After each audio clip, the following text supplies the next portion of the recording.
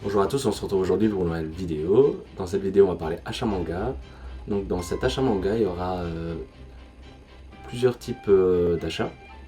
Donc forcément, il y aura un achat neuf et il y aura plusieurs achats d'occasion. Donc il y a une partie d'occasion de Anime Store, partie d'occasion d'un cash converteur et d'un pêle-mêle. Donc avant de commencer la présentation des achats, je voulais vous dire que j'ai obtenu le deuxième paquet de cartes de chez Kiyun. Donc on peut découvrir ensemble un peu ce qu'il y a dedans. Donc on a Phantom Buster, on a Akane Banashi, les carnets de l'apothicaire, les carnets de l'apothicaire, Frieren, Jujutsu Kaisen, My Hero Academia et My Hero Academia avec un beau Todoroki qui est mon personnage préféré dans My Hero Academia. Du coup, on peut commencer par ça.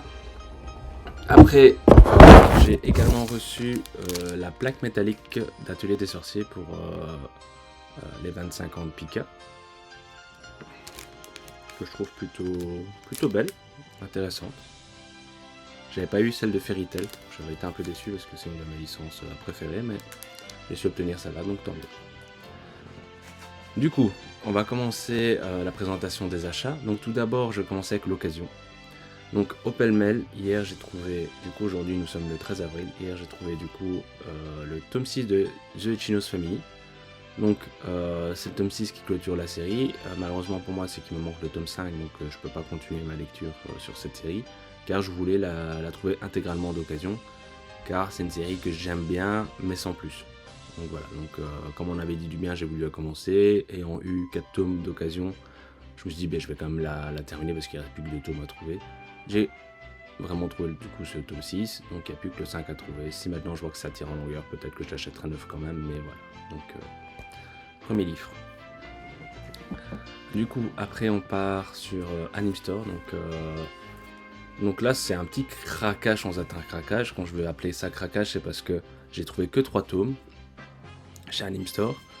Je vais vous les présenter, mais en fait d'habitude j'essaie de commander plus d'occasions pour avoir les frais de port gratuits. Là j'ai pas eu les frais de port gratuits, ce qui fait que les tomes sont venus un peu plus chers que d'habitude. Mais bon, c'était la première fois que je trouvais un tome d'Azumi et il y avait enfin un tome de Grand Blue que j'avais pas. Voilà. Donc il y a tout d'abord le tome 14 de Grand Blue. Donc ce qui est bien, c'est que ça m'a permis d'avancer dans ma lecture parce qu'il manque le 14-15. Après j'ai le 16-18, 16-17-18. Après il manque le 19 et j'ai le 20. Et maintenant il manquera du coup le 21-22. Savoir que Grand Blue j'essaye de faire intégralement d'occasion. Je pense que c'est le cas depuis le début. Ou est-ce que j'ai quand même acheté un tome 9 ? Je sais plus, mais voilà, j'essaye principalement de la faire d'occasion en tout cas. Donc lui il a été lu, je vous présenterai lors du prochain bilan lecture. Après on a le tome 10 de Gannibal. Donc Gannibal pour l'instant c'est une série que j'ai mis on va dire en pause, donc je compte pas dans ma pile à lire parce que j'aimerais d'abord la finir intégralement avant de la commencer. Et de toute façon je crois qu'il me manque encore au moins 5-6 tomes faciles, dont le tome 2. Donc forcément je pourrais soit lire le tome 1, mais voilà, je suis pas super fan de lire un tome et de devoir attendre après longtemps. Et après on termine du coup avec Azumi découvre les escargots, tome 4. Donc j'ai commencé la série, j'ai lu le tome 1 que je trouvais plutôt intéressant. Et du coup j'ai eu l'occasion de trouver ce tome 4, donc je l'ai pris. À savoir que je crois que j'avais trouvé d'abord le tome 4 avant d'acheter le tome 1. Enfin le tome 4 était déjà commandé, puis j'ai acheté le tome 1 pour voir. Donc voilà pour les achats Anime Store. Après nous avons de l'achat chez Cash Converter. Donc chez Cash Converter, la plupart du temps ils font les tomes à 2,99€ et ils font du 3+1. Donc là c'est mon petit frère qui me les a pris, donc ils sont pas forcément tous en excellent état, mais le fait que c'était 3+1 à 3€, je me suis dit allez pourquoi pas. Donc on a un tome Dragon Ball Color comme vous pouvez le constater justement ici. C'est pas parfait. Puis je suis pas forcément sûr de faire un jour les Dragon Ball Color. Je me suis dit voilà, à 3€, on peut se permettre d'en avoir un dans la collection. Ça fait toujours plaisir. Donc voilà. Après j'ai également pris le tome 1 de Senseiya Finale Edition. Pareil, je pense pas faire la série, donc je peux plus prouver que c'était bien 3€. Je pense pas faire la série. Maintenant, si pourquoi pas, je les trouverais vraiment tous d'occasion, pourquoi pas. Mais 9, ça m'intéresse pas en tout cas. Maintenant, voilà, peut-être que je compléterai un tome ou deux si éventuellement j'arrive à trouver beaucoup. Mais dans un premier temps, je ne vais même pas l'entrer dans mon manga collect. Là, c'est juste pour dire, voilà, Senseiya, ça fait partie de mon enfance. Mon personnage préféré, c'est Shiryu, le chevalier du dragon. Donc voilà. Par contre, les deux autres, je les ai rentrés, je les ai lus.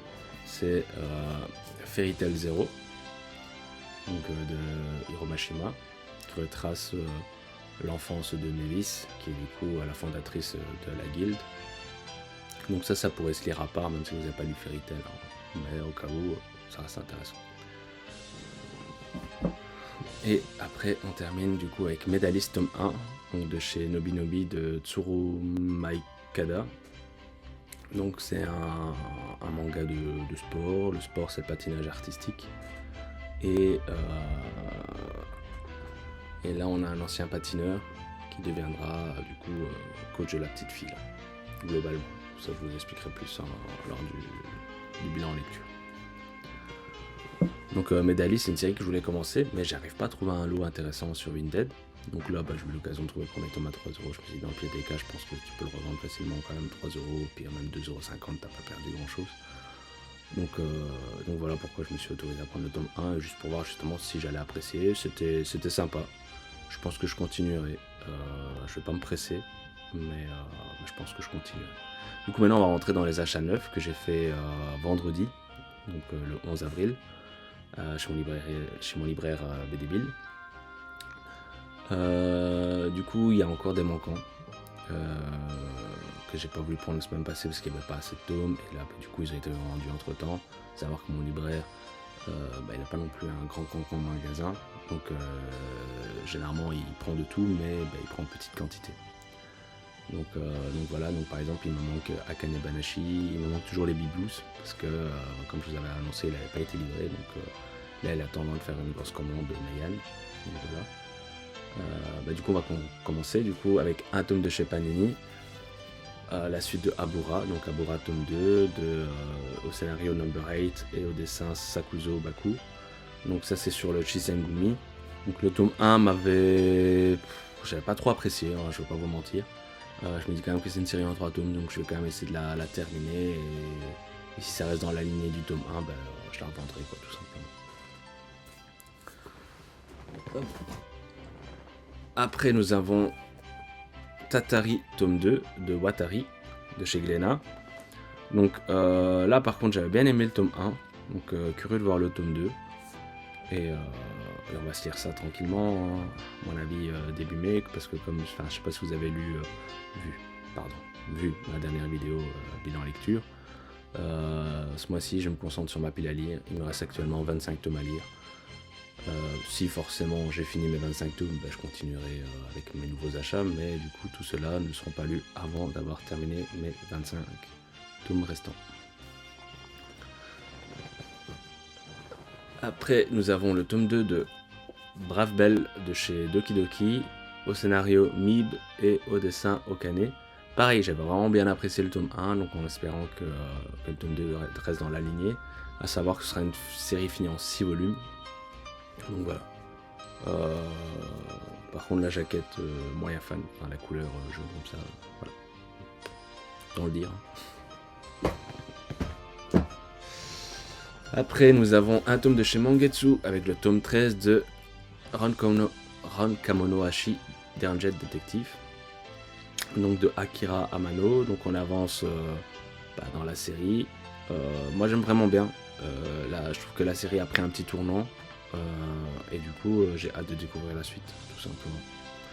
Par contre, j'espère juste que c'est pas non plus une série qui fera 40 tomes. Je pense que 25 tomes max. Ce serait bien. Après, nous avons 2 tomes de chez Kana, avec tout d'abord Kujo l'implacable, tome 5. Donc ça, je suis un peu déçu, parce que ça fait un moment que je cherchais d'occasion, je ne trouve pas. J'ai acheté 9, du coup le tome 5, sachant que j'ai déjà le tome 6 dans ma collection. Pour trouver d'occasion.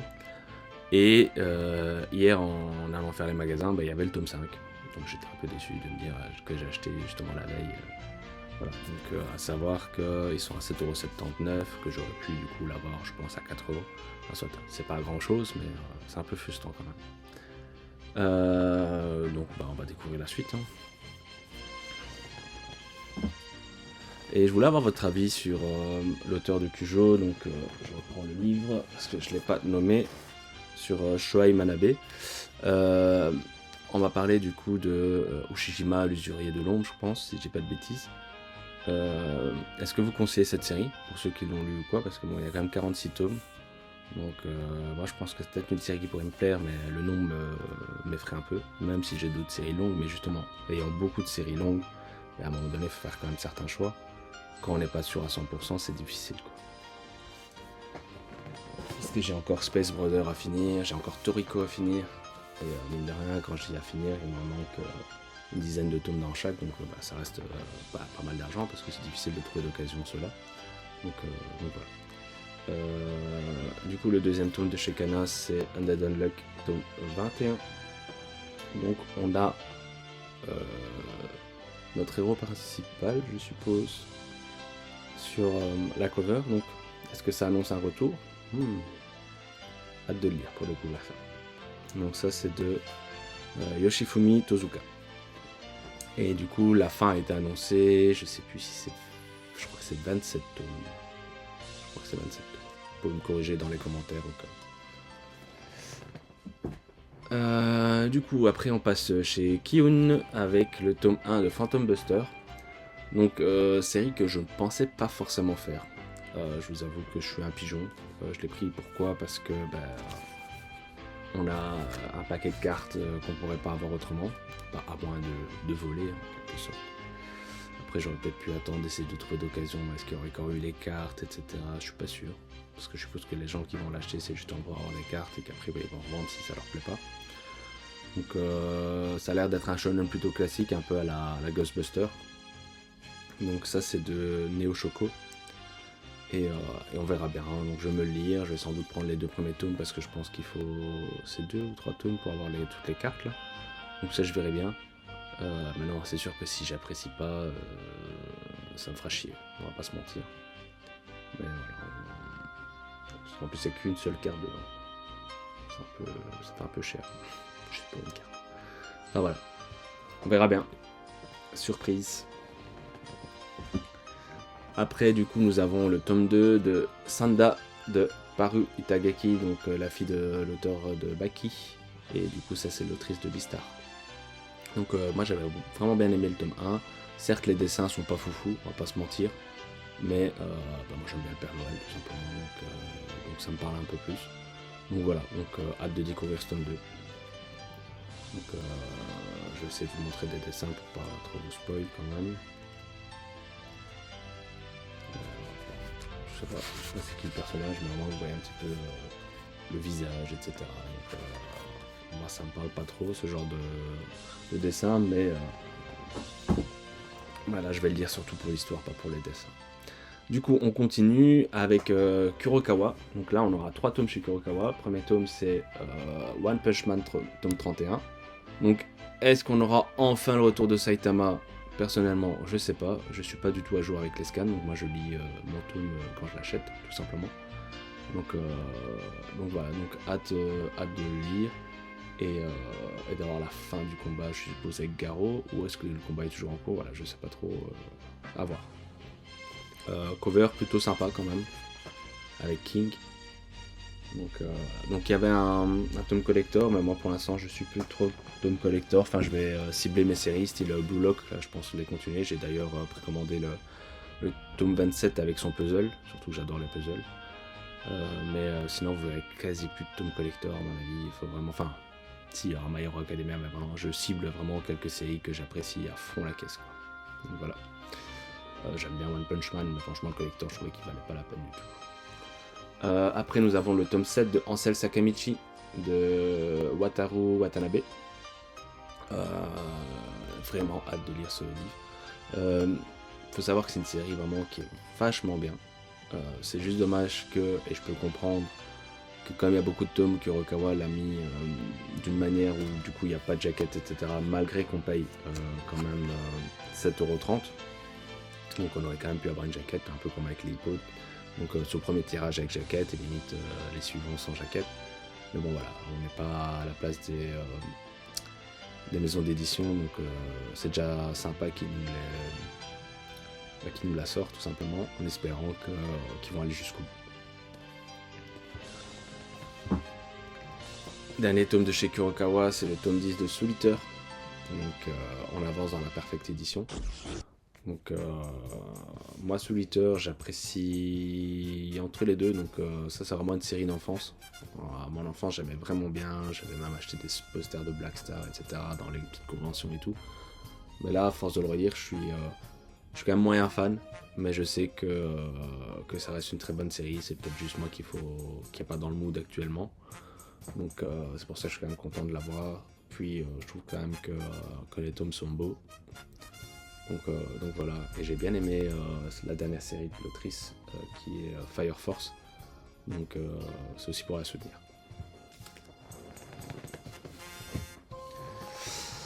Après nous attaquons la dernière maison d'édition avec 5 tomes et ce sera Pika.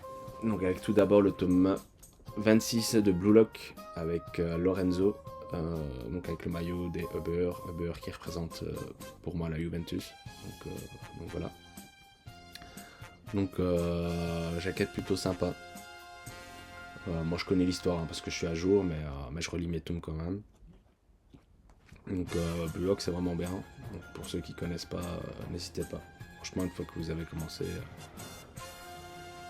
c'est un espèce de Battle Royale sans être un Battle Royale. Pour moi c'est juste une espèce de sélection. Il y a certes un semblant de pouvoir sans être des pouvoirs. Enfin, je sais pas comment expliquer ça. Mais c'est des trucs qui pour moi n'existent pas quand même. Hein. Avoir une vue, une vista comme ça, ou pouvoir analyser en 30 secondes de ce qui vient de se passer et pouvoir utiliser la force de l'autre, etc. Je dis pas qu'il n'y a pas des petits génies, hein, mais quand même, là c'est beaucoup de petits génies. Après nous avons le tome 5 de Blue Lock Blizzard Nagi. Donc là je suis quand même curieux de savoir jusqu'où ça va aller. Je sais pas si la fin a été annoncée ou pas au Japon. Justement il se passe un tournant de l'histoire avec Nagi dans les scans actuels, du coup je suis quand même curieux de voir comment ça va se passer. Après nous avons 2 tomes de Space Border, donc le tome 33 et le tome 34. Donc là je suis à jour moi dans ma lecture, donc forcément il manque les deux là seront lus dès que ma pile actuelle est terminée, donc ça va être un petit calvaire d'attendre. Surtout qu'on arrive à... l'histoire elle est vraiment bien. Space Border les gars, faut y aller. Ça fait peur parce qu'il y a 44 tomes actuellement, donc la série n'est toujours pas finie. Mais, et je pense qu'on a rattrapé le Japon, donc ça va mettre un petit peu de temps pour voir la suite. Mais franchement, c'est un petit bonbon cette série. Aucun déchet. Et c'est de Shuya Koyama. Et pour terminer, nous avons le tome 2 dans l'édition Grimoire de l'Atelier des Sorciers. Donc j'avais plutôt bien apprécié le tome 1. Donc, et le livre tient vraiment bien en main. Juste peut-être petit bémol, c'est qu'il n'y avait pas de signé, je crois. Il n'y a pas l'air d'avoir un signé. Donc quand tu payes un tome à 20 €, dans cette façon-là, j'aurais peut-être préféré avoir un signé, mais bon, voilà. C'est de Kamome Shirahama. Donc voilà. Donc franchement, très belle édition, content de l'avoir commencé. Je sais pas si vous avez vu, mais on a annoncé du coup les Berserk et les tomes de Kingdom. Donc moi c'est 2 séries que je pensais faire du coup avec la Prestige ou avec la Deluxe, je sais pas comment ils appellent ça exactement. Et là je vous avoue que je suis quand même mitigé. À savoir que Kingdom, j'ai les 6 premiers tomes normaux que j'ai toujours pas lus. Parce que de base j'ai l'impression quand même que c'est pas le genre de série qui va me plaire. Pourtant j'ai quand même bien aimé beaucoup. Mais je sais pas, ça me fait peut-être un peu peur le fait qu'il y a 70 tomes, etc. La Kingdom apparemment ils vont les sortir 2 par 2 tous les 2 mois je pense, donc ça va faire 40 € tous les 2 mois, ce qui reste quand même un budget, on va pas se mentir. Et pour Berserk, C'est des tomes à 25 €. Les 2 premiers tomes sortent en même temps, donc ça ferait 50 € la première fois, mais après ça va sortir tous les 6 mois. Donc certes, au niveau du portefeuille c'est bien, mais d'un côté ça veut dire que tu vas rattraper l'apparition actuelle très loin. Enfin, il va falloir 10 ans pour ceux qui ont compté, etc. Bon, maintenant on n'est pas à l'abri qu'après ils vont changer un petit peu leur allure, mais voilà, sur le papier moi ça me refroidit un petit peu. Donc je voulais avoir votre avis là-dessus, donc n'hésitez pas à me le dire. Du coup, si vous avez aimé cette vidéo, n'hésitez pas à liker, à partager, à commenter et à vous abonner si vous ne l'êtes pas encore. Sur ce, je vous dis à bientôt. Prochaine vidéo, ce sera sans doute vendredi avec la suite du bilan lecture. Salut tout le monde.